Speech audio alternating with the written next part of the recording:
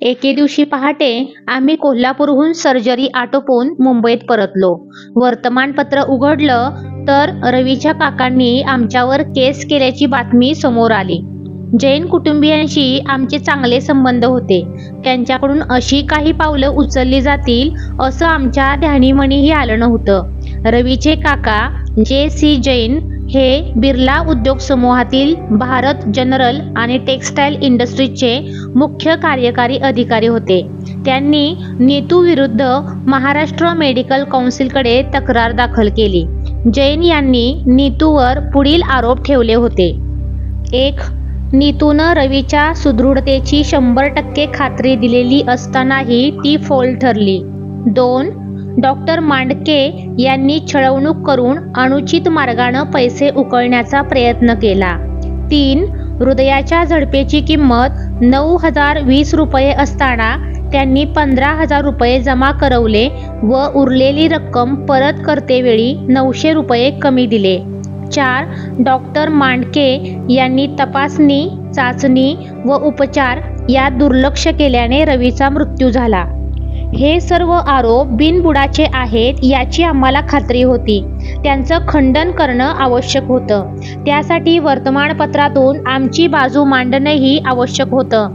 नीतूनं 26 ऑक्टोबरच्या मुंबई तरुण भारतमधून प्रसिद्ध झालेल्या मुलाखतीत सर्व गोष्टींचं स्पष्टीकरण दिलं. या मुलाखतीत त्यानं म्हटलं होतं, रवीवर करावी लागणारी शस्त्रक्रिया अवघड व जोखमीची असल्याची पूर्ण कल्पना देऊन रवीचे काका जे.सी. जैन यांना मी केवळ प्रयत्नांची शिकस्त करण्याचं आश्वासन दिलं होतं. शस्त्रक्रियेच्या यशस्वीतेची 100% खात्री देण्याचा माथेफिरूपणा मी कधीही केलेला नाही, कारण मी स्वतःला परमेश्वर समजत नाही. शल्य चिकित्सकाचं यश किंवा अपयश निदानातील अचूकतेवर अवलंबून असतं हे लक्षात न घेता या प्रकरणात फक्त मला दोषी ठरवण्यात येत आहे हे चूक आहे. मुंबईतील 3 नामांकित डॉक्टरांनी तसेच हिंदुजा हॉस्पिटलच्या तज्ज्ञांनी रवीच्या आजाराचं निदान इफस्टाईन्स ॲनॉमली ऑफ ट्रायकास्पिड व्हॉल्व्ह असं केलं होतं. याचा अर्थ त्याच्या हृदयातील उजवीकडील झडप अकार्यक्षम झाली होती. ही झडप बदलण्यासाठी शस्त्रक्रिया करताना असं आढळून आलं की हृदयाच्या उजवीकडचा कप्पाही निकामी झाला आहे. याला कार्डिओमायोपॅथी म्हणतात. हा दोष सुधारण्यासाठी हृदयारोपणाची आवश्यकता असते आणि प्राप्त परिस्थितीत ते शक्य नव्हतं. माझं सर्व ज्ञान व कसब पणाला लावून निकामी झालेली झडप मी बदलली आणि हृदयाचा विस्तारलेला भाग पूर्ववत केला. परंतु मुळात दुर्बल झालेलं रवीचं हृदय रक्ताभिसरणाचा भार सहन करू न शकल्यानं हृदयक्रिया बंद पडून त्यात रवीचं प्राणोत्क्रमण झालं. प्राप्त परिस्थितीत इतर कुणीही तज्ज्ञ डॉक्टर माझ्यापेक्षा काहीही वेगळं करू शकला नसता. झडपेच्या किमतीबद्दल बोलायचं झाल्यास प्रत्यक्ष हृदय उघडल्याखेरीज कोणत्या क्षमतेची व आकाराची झडप लागेल हे सांगता येत नाही.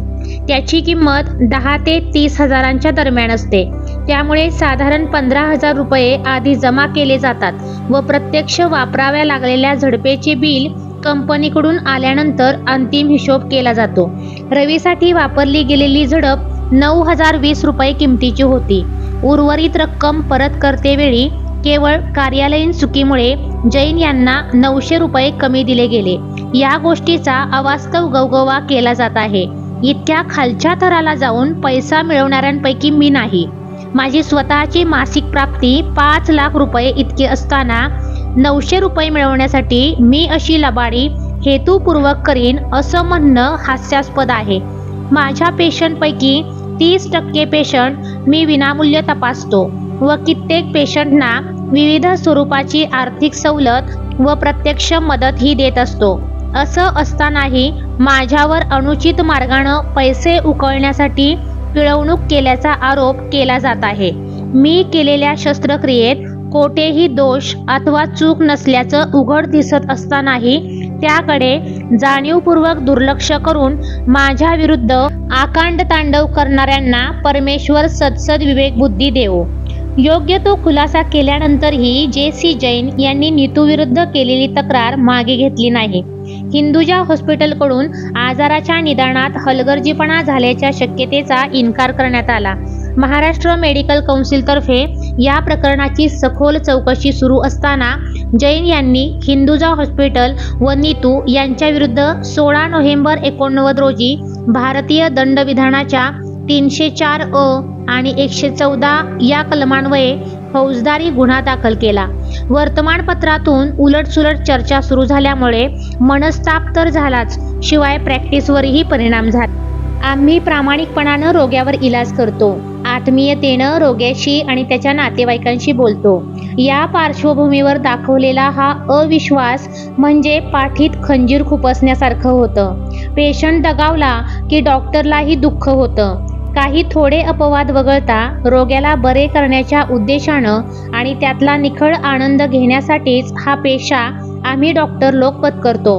आमचं रोग्याशी वैर नसतं. मग असा अविश्वास का? रात्रंदिवस अभ्यास करून शिकून अवघड परीक्षा पास होऊन आम्ही डॉक्टर होतो.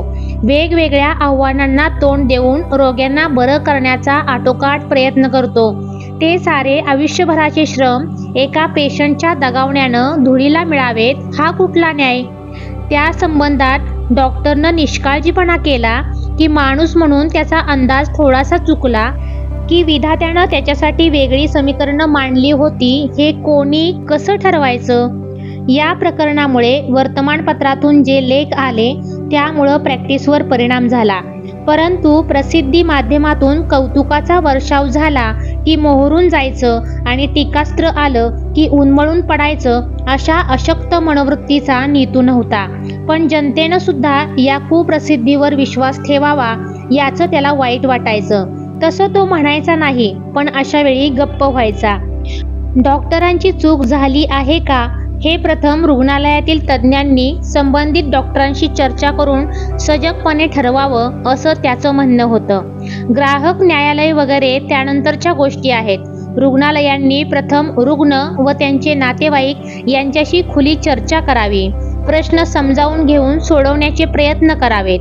त्यासाठी वेगळी यंत्रणा बहुतेक रुग्णालयांमध्ये असते, पण ती पारदर्शकपणे सक्षमपणे कार्यरत नसते. हे आपलं मत त्यानं या केसच्या दरम्यानच नव्हे तर नंतरही हिरिरीनं मांडलं. महाराष्ट्र मेडिकल कौन्सिलमध्ये ही केस समजून घेऊन त्याबद्दल न्याय देणारा न्यायाधीश सक्षम आहे की नाही याबद्दलही खात्री नव्हती. नीतूनं कार्डियॅक सर्जरीमधले सर्व बारकावे, ऐनवेळी उद्भवू शकणारे धोके, आणीबाणीची परिस्थिती न्यायाधीशांना समजावून सांगितली. ही केस कोर्टात बरीच वर्ष चालली.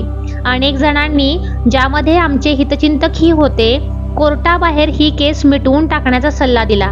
परंतु आपली चूक नसताना असं करणं नीतूला मान्य होण्यासारखं नव्हतं. जवळजवळ 4 वर्षांनी या केसचा निकाल लागला आणि आम्ही निर्दोष असल्याचं सिद्ध झालं.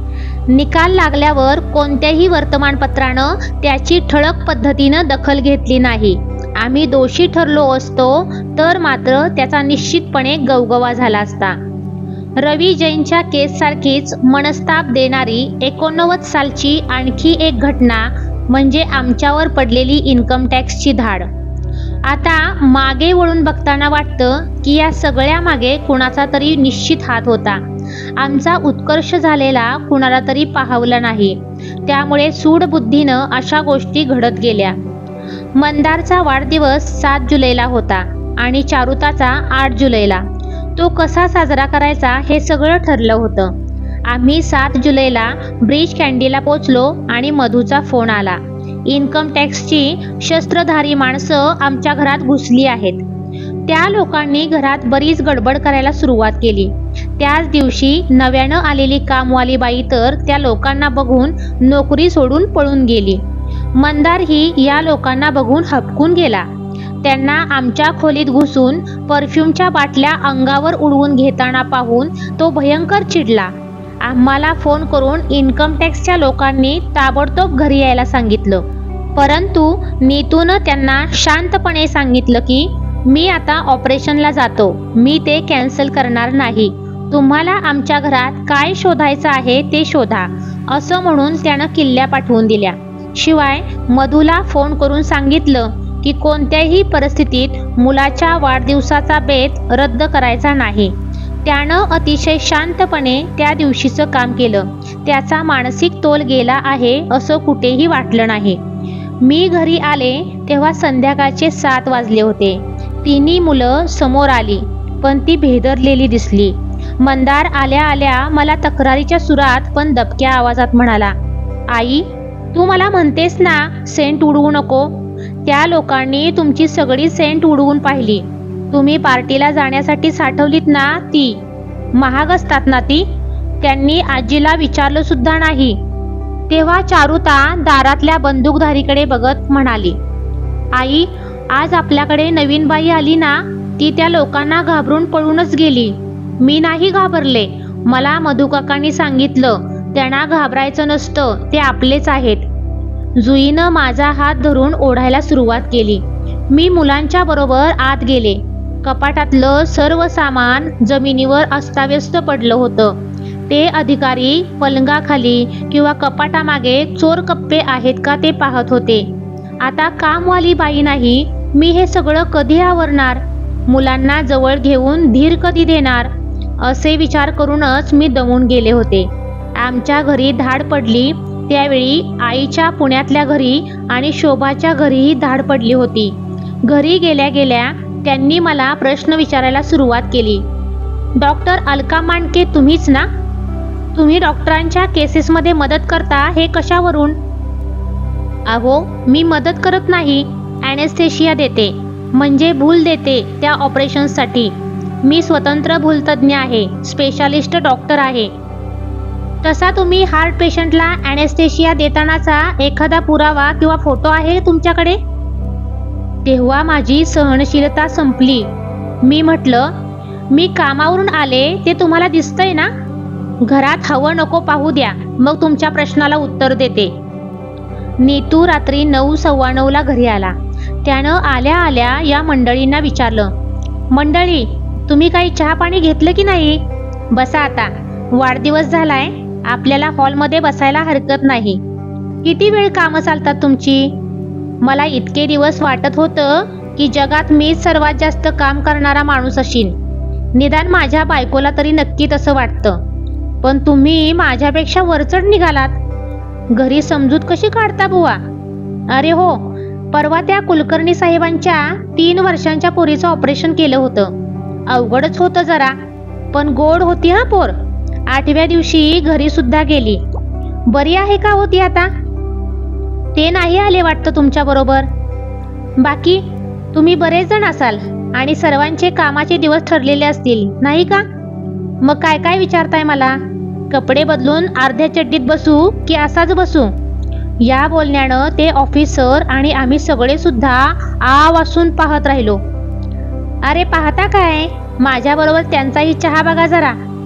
ते लोक चक्क ओशाळून म्हणाले, नको डॉक्टर, आम्ही खाल्लंय.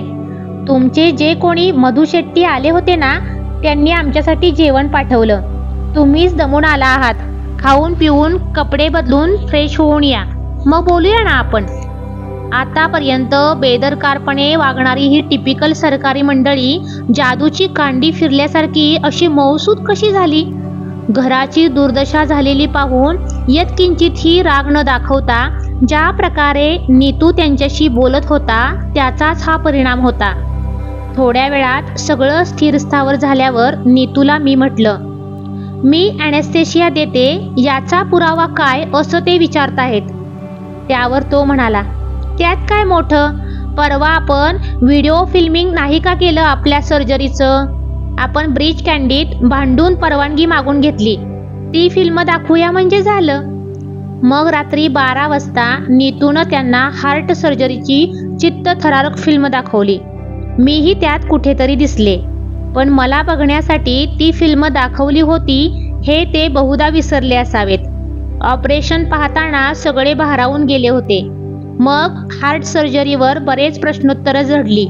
त्यांचं प्रबोधन झालं आणि 1 वाजता ते सगळे गेले.